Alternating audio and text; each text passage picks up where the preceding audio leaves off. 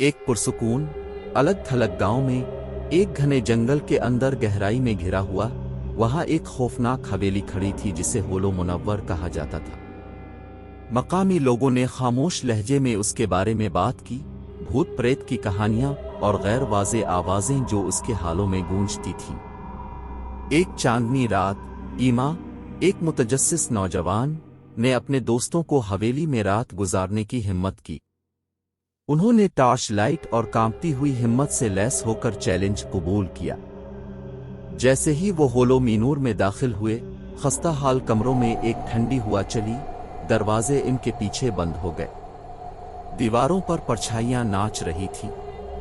खौफ उनके दिलों पर छा गया, लेकिन इन्होंने जोर पकड़ लिया। मध्यम रोशनी में उन्होंने धूल भरे पोर्ट्रेट से भरे कमरे की तलाश की। पेंट शदा शख्सियात की आंखें उनकी हर हरकत का पीछा करती नजर आती थी। अचानक एक खून आलूद चीख ने खामोशी को छेद दिया। ये सारा थी, ईमा की दोस्तों में से एक। उसने अपना बाजू पकड़ लिया, इसका हाथ खून से टपक रहा था। एक पुरस्रार कुव्वत ने इस पर हमला कर दिया था। घबरा कर वो वहां से निकलने के लिए भागे, लेकिन दरवाजे बंद थे। एक खौफनाक सरगोशी गूंजी, अब छोड़ नहीं सकते, वो फंस गए। जब वो फरार की तलाश में थे, मायूसी ने उन्हें खा लिया। अटारी में उन्होंने एक डायरी दरियाफ्त की जिसमें होलो मुनव्वर की अलमनाक तारीख का इंकिशाफ किया गया था। इस पर एक इंतकामी जज्बे ने लानत भेजी थी, जिसे एक कदीम रस्म के तहत हवेली में बांध दिया गया था। दोस्तों ने महसूस किया कि उन्हें अपनी जान से बचने के लिए लानत को तोड़ने की जरूरत है। कांपते हाथों से उन्होंने डायरी में दर्ज अशिया जमा की और रस्म अदा की। हवेली लरज उठी और भूत जैसी शख्सियतें नमूदार हुईं, रिहाई की इल्तिजा कर रही थीं।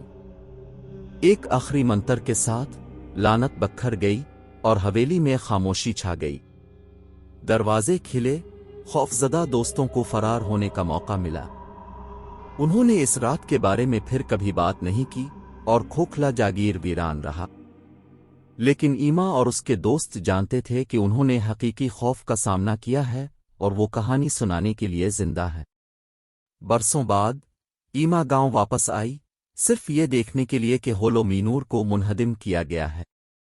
लानत टूट गई थी, लेकिन इस रात की यादें उसके ख्वाबों को हमेशा के लिए परेशान करती रहेंगी, उन हौलनाकियों की याद दहानी जो उन्होंने छोड़ी हुई हवेली की गहराइयों में बर्दाश्त की थी।